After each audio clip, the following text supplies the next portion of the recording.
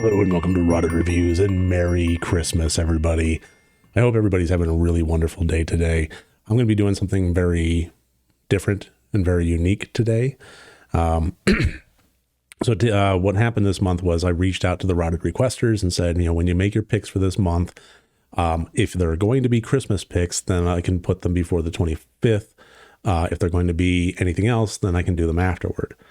So I wound up getting a very special request from patron Catherine, who's a very special patron, and she wanted me to do something quite different in that not doing a movie review of a horror movie or a Christmas horror movie or any movie at all. She wanted me to do a video of my top 5 Christmas horror movies of all time, which I'm more than happy to do. I reviewed over, I think, like 115 Christmas horror movies at this point. So I feel like I have a pretty good bead on a pool of movies with which to analyze and form opinions about the best. And I don't really do worst of lists, but that wasn't requested of me anyway. So it's just kind of a natural thing. People request, best of and worst of. I don't really do worst of lists, but that's my own thing. So top 5 Christmas horror movies of all time. And well, because it's kind of a weird and special day, I'm going to go ahead and do something weird and special to kind of accompany this. And that's just generally chat about these movies while also playing a game that I've been playing for quite a while now, Stardew Valley. I have the Stardew Valley expanded mod edition. And I don't know, I was just thinking about it because I have been playing it, and it just so happens that my game is in the winter months. My character is wearing a Santa hat, and it just seems like it's an appropriate thing. So I'm going to go ahead and play this and show you around my Stardew Valley farm while also talking about my top 5 Christmas horror movies of all time. So it's a weird one, but Merry Christmas. Bear with me. All right, so here we go. Calm Valley Farm. So I have music turned off because I'm not really quite sure the copyright thing. Plus, I also don't want to be talking over music. But yeah, this is my house here, and my wife and 2 little kids. Give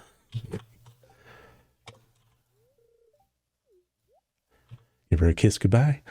So let's see. Let's go ahead and go down the list here. Top 5 Christmas horror movies of all time. I'm going to go ahead and put Scrooged on the list there.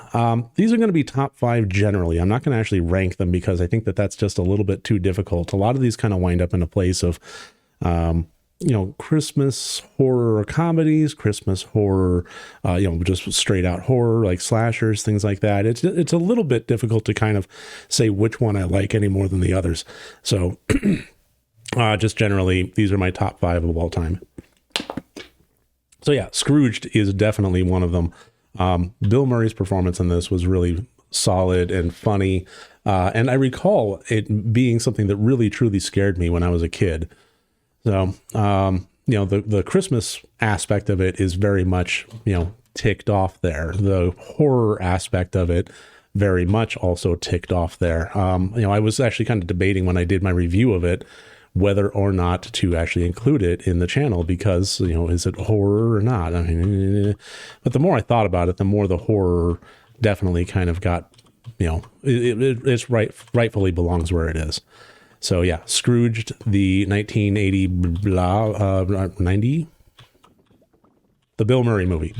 I really liked the take that it did on the A Christmas Carol kind of thing, set in more modern times and showing the rise and fall of Frank Cross. And Bill Murray was just such a fantastic asshole, which the more we kind of get exposed to Bill Murray lately, that more it just kind of seems like maybe it wasn't so much a performance, but I mean, Bobcat Goldthwait and, the whole bit, it was just, and then, by the end, it was so Christmassy and so full of merriment and mirth and selflessness and so forth that it warms my heart to watch as much as it makes me laugh and, makes me scared.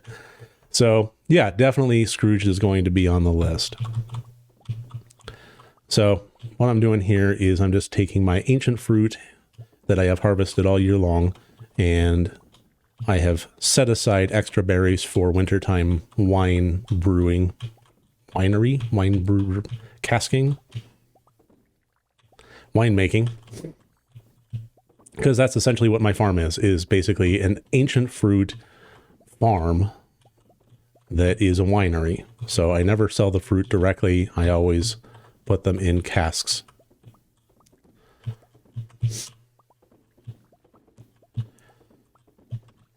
Every year, I will start the spring by growing out 3 different segments in my field, one day after the other. So Monday, 1 segment, Tuesday, 1 segment, Wednesday, 1 segment of planting and getting ready.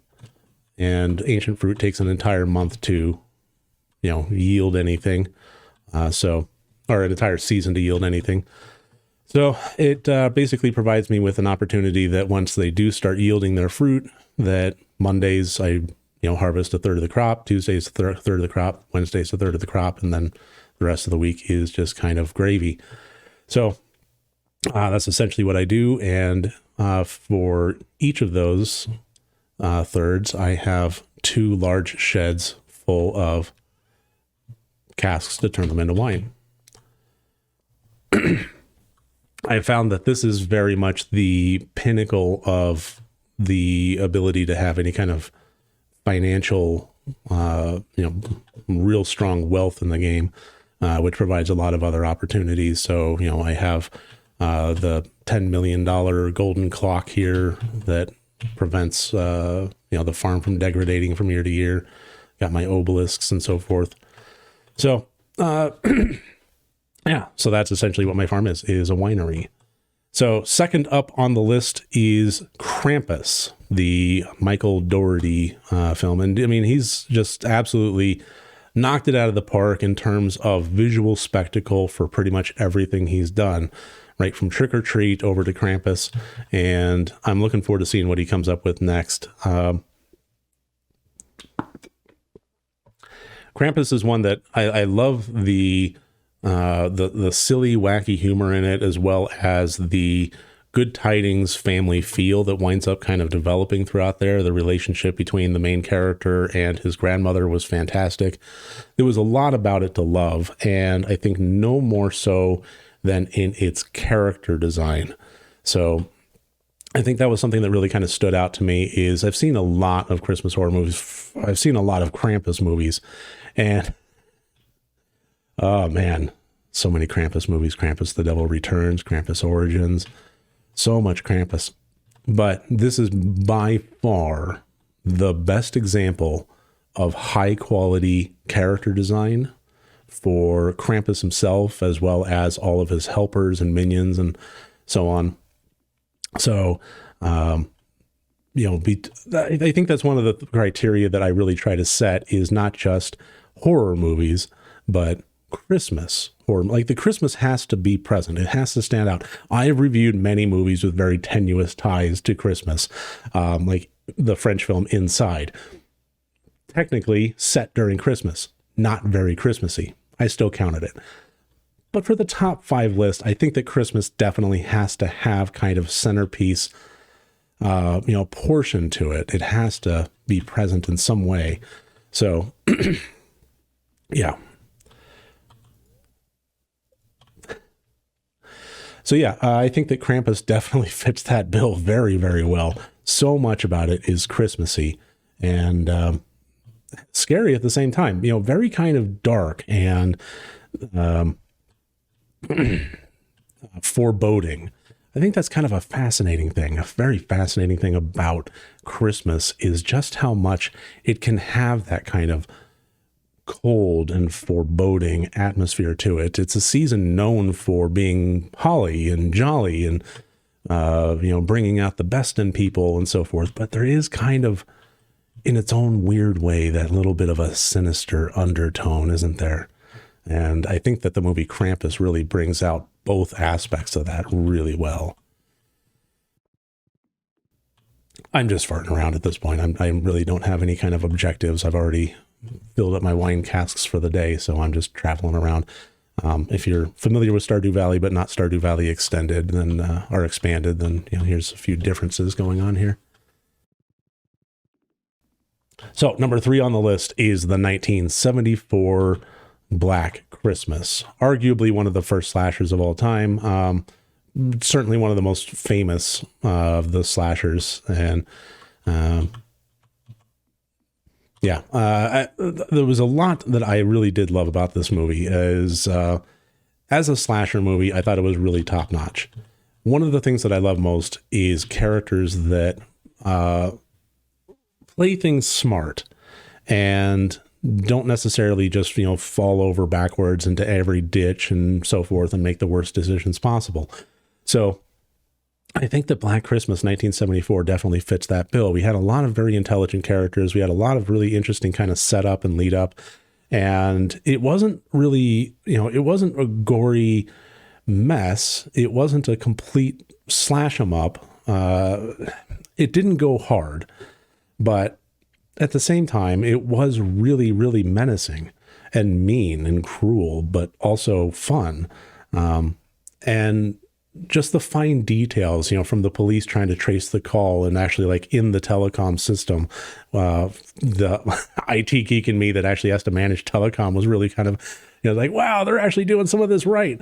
Showing the, line and trunk cards and so forth. There's just, a little geekdom there, but it goes to show that they really did put a lot of thought into the details and the fine aspects of this film. And I think that it's a classic for a reason. It's a solid movie, and they keep remaking it. And I think, to varying degrees of wisdom and or folly, but I still think that the original holds up extraordinarily well. Margot Kidder, what a presence. Just overall very solid performances for a very solid story and a very solid movie. I love the original 1974 Black Christmas.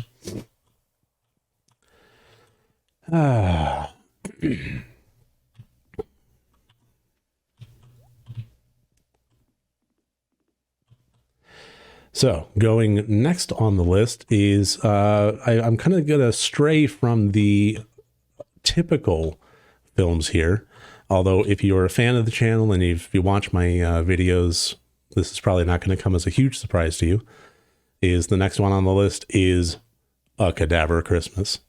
I know I talk about this one a lot, and I apologize if I'm like rolling eyes right now, but A Cadaver Christmas is one that really took me by surprise. It's this little indie, low budget, fun but poorly acted zombie Christmas movie where the dead or cadavers come back to life and put the principal characters at risk. There was a lot about it that really took me by surprise. I wasn't expecting a whole lot, and at this point, especially after reviewing as many Christmas horror movies as I have, I really just was genuinely not expecting anything out of this one. And I love being taken by surprise more than anything else. So in my experience with a lot of Christmas horror movies, the quality level can vary greatly. And for the most part, it winds up in a place of, if it's going to be a Christmas horror movie, it's probably going to be bad. Let's just be honest. There's a lot of them out there, and there's not a lot of really good ones. From all the various Krampus, Krampus Unleashed, Krampus the Christmas, so on. It just seems like it's a interesting entry point. Horror for filmmakers is very much an entry point. Horror is something that can be done on the cheap, and it can be done with kind of, not minimal thought, minimal effort in terms of screenplay and, writing and so on. It's something that a lot of filmmakers really try to, can easily cut their teeth on and usually find some manner of distribution, no matter how bad it is. So horror is, for a lot of filmmakers, generally an entry point. And for some reason, Christmas horror is a very strong entry point. So we wind up with a lot of kind of amateurish, low budget stuff. And that's pretty much what I was expecting when I kicked on A Cadaver Christmas. And then I was blown away. It's not a great movie. That's the thing, is I want to make sure that I make this very clear, is this is my top 5 Christmas horror movies of all time. This is not necessarily my top 5 highest rated Christmas horror movies. This is not my top 5 most quality films. This is simply my top 5, generally my favorites, the ones that I would recommend to people. So this isn't a great movie.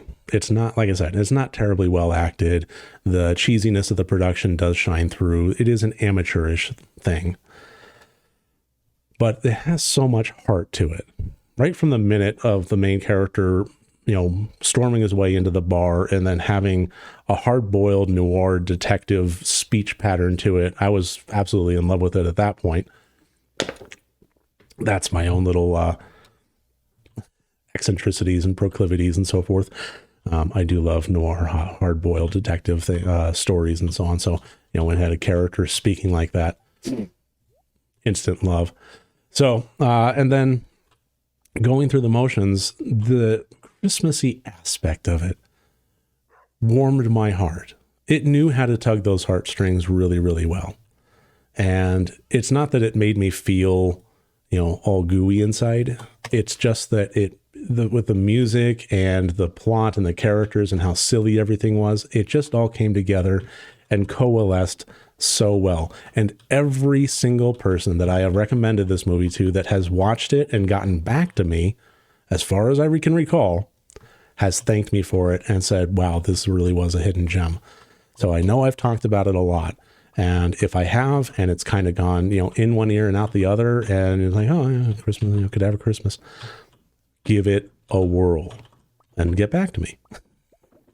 I would love to hear what you think about it. All right. So doing my Tuesday chores here. And while I'm doing my Tuesday chores, I may as well go ahead and reveal what my 5th and final favorite Christmas horror movie of all time is. And I guarantee, unless you've watched the channel a lot, you are not going to get this one. What I'm talking about is the anthology film Tales from the Third Dimension. This one was brought to my attention from a very good friend of mine and friend of the channel, somebody that I actually know, in person. No, don't drink that. That's fine. You don't drink from your stash. This was brought to me by a friend of mine, Nicholas Schlegel, who is an actual academic, writing academic literature for horror cinema.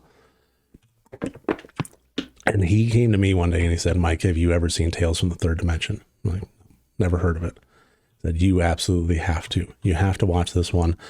And here's the thing, it's an anthology. And overall, it's an okay anthology. It's like, a little silly.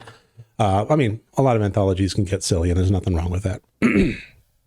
The binding, storyline, how they introduce each story and so forth is really kind of cheesy. It has a skeleton and a coffin, puppetry, style, talking in the style of Rod Serling, with a couple of vultures talking in the style of Laurel and Hardy.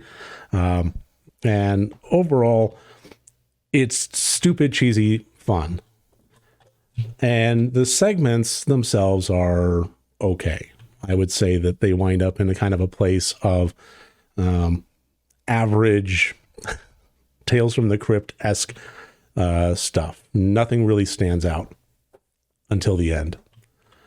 And the end is what makes this one of my absolute favorites, because nothing about the movie has been Christmassy until the end, and the end is very Christmassy. So basically has to do with a couple of kids getting dropped off to their grandmother's while their parents are going to be following up a couple of days later, just in time for Christmas to bring the presents and so on. So in the meantime, they're in the care of the grandmother. And the grandmother is not right. She misses out on medication and things go haywire. And if this sounds familiar, like an M. Night Shyamalan movie, The Visit, very much in the same vein and style. Well, no, same vein, definitely different style. The entirety of the style of the last segment of Tales from the Third Dimension is just cocaine-fueled mayhem. Everything about it is just very overly stylized and frantic, with warm, bright red colors everywhere. And once we get to the last portion of this last segment, when things really kick into high gear, it is absolute frantic mayhem of the best kind, of the absolute highest caliber. This is quite possibly some of the most chaotic horror I've ever seen, and it just doesn't stop. It just keeps going. It just keeps elevating, and it just keeps getting more ridiculous, and it is the best thing ever. It is an absolute delight to see how far off the rails this segment goes. It is worth watching. Where I was able to find it was available on YouTube for free. Somebody had it on their channel in its entirety. I wasn't able to find it anywhere else except for that. So hopefully that video hasn't been taken down, but if it's still available, I recommend you check it out. If you want to watch the whole movie, watch the whole movie. That's perfectly fine. But at the very least, do yourself a favor this Christmas and watch the absolute wacky insanity of the last segment of Tales from the Third Dimension. So there we go. There we have it. That's my Stardew Valley on Christmas time. That's my top 5 Christmas horror movies. Thank you to Catherine for asking me to do generally what this video is. I'm sorry if I took it too far in kind of a weird offshoot direction. I'm just having fun. It's Christmas morning. Kind of trying to keep my voice down a little bit because there's people sleeping in the next room. Anyway, I'm going to go ahead and end this one here. Thank you so much for joining me. Have a very Merry Christmas, everybody. Take care of each other, and I look forward to seeing you in my next review. In the meantime, remember next time you want to watch a horror movie, first make sure that it's good and rotted.